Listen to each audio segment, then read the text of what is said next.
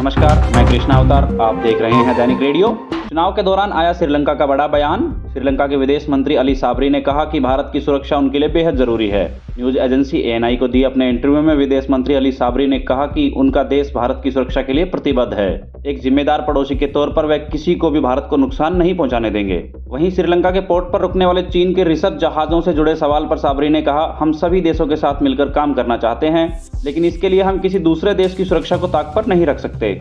अगर भारत इस मामले में अपनी सुरक्षा को लेकर सवाल उठाएगा तो हम उस पर ध्यान जरूर देंगे। हम किसी को भी उन्हें चोट नहीं पहुंचाने देंगे। वहीं अपने बयान में साबरी ने आगे कहा कि हाल ही में चीन भारत का सबसे बड़ा ट्रेडिंग पार्टनर बनकर सामने आया है। इसी तरह श्रीलंका भी भारत के साथ मिलकर काम करना चाहता है, लेकिन हम तीसरे पक्ष को कभी भी खतरे में नहीं डालेंगे। आइए बढ़ते हैं अगली खबर की तरफ। ईरान के लोग नम आंखों से हुए शामिल राष्ट्रपति रईसी की अंतिम यात्रा में। ईरान के तबरीज शहर में राष्ट्रपति इब्राहिम रईसी समेत हेलीकॉप्टर क्रैश में मारे गए सभी 9 लोगों की अंतिम यात्रा निकाली गई है। न्यूज एजेंसी IRNA के मुताबिक यात्रा के दौरान लाखों लोगों की भीड़ सड़कों पर उतर आई थी।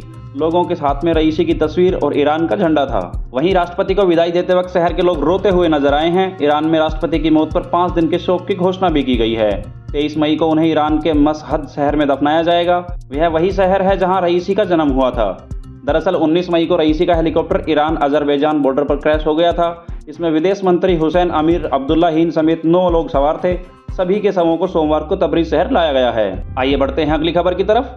नेतन्याहू के खिलाफ जारी हो सकता है अरेस्ट वारंट। हमास के साथ जंग के बीच international criminal court ICC Israeli प्रधानमंत्री बेंजामिन नेतन्याहू के खिलाफ गिरफ्तारी का वारंट जारी कर सकता है। बता दें कि उन पर हमास जंग में युद्ध अपराध का आरोप है। ICC के चीफ प्रोसिक्यूटर करीम खान ने कोर्ट में नेतन्याहू और इजराइल के रक्षा मंत्री के खिलाफ अरेस्ट वारंट की मांग की है। BBC के मुताबिक करीम खान ने कहा कि नेतन्याहू और इजराइल के रक्षा मंत्री पर आरोप है कि उन्होंने जानबूझकर इजरायली सेना को फिलिस्तीनी नागरिकों को टारगेट करने को आदेश दिया था। उन्होंने गाजा में मानवीय मदद को पहुंचने से रोका, जिससे वहां भुखमरी के हालात बन गए हैं। इसके अलावा नेतन्याहू ने जंग के बहाने फिलिस्तीनियों की हत्याएं करवाई और गाजा को तबाह करने की कोशिश भी की है। ICC के जज अब इस बात पर विचार कर रहे हैं कि वे नेतन्याहू के खिलाफ वारंट जारी करेंगे या नहीं। वहीं दूसरी तरफ नेतन्याहू ने सोमवार 20 मई को अपने ऊपर लगे सभी आरोपों को बेतुका और झूठा बताया था। उन्होंने कहा कि अगर वारंट जारी होता है तो ये सिर्फ एक नेता के खिलाफ नहीं बल्कि पूरे इजराइल के खिलाफ होगा।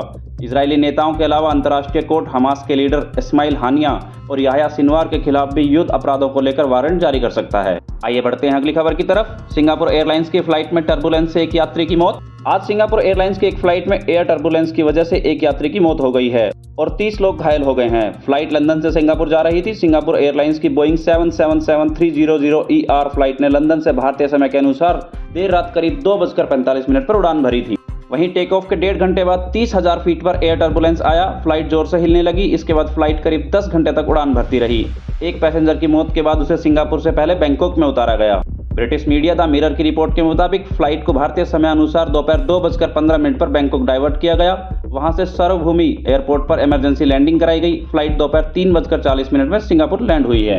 जानकारी के लिए बता दें कि फ्लाइट में 211 यात्री और 18 क्रू मेंबर सवार थे। फ्लाइट शाम 6:10 पर सिंगापुर के चांगी एयरपोर्ट उतरने वाली थी। प्लेन की लैंडिंग के तुरंत बाद एम्बुलेंस की कई गाड़ियां एयरपोर्ट पहुंची। घायलों को पास के ही अस्पताल में भर्ती कराया गया है। आइए देखते हैं अगली खबर। भारत को लेकर अमेरिका का आया बड़ा बयान।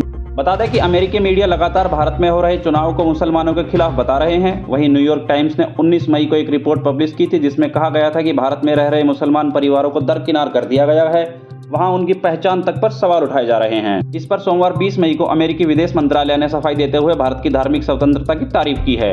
बता दें कि विदेश मंत्रालय के प्रवक्ता मैथ्यू मिलर ने कहा है कि हम इन रिपोर्ट्स को सिरे से खारिज करते हैं। अमेरिका दुनिया भर में धार्मिक स्वतंत्रता के अधिकार की रक्षा के लिए हमेशा तैयार रहता है। हमें इसके लिए भारत समेत अन्य देशों का भी साथ मिला है।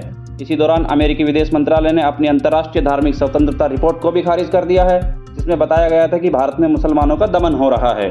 आप देख रहे थे दैनिक रेडियो। नमस्कार, धन्यवाद।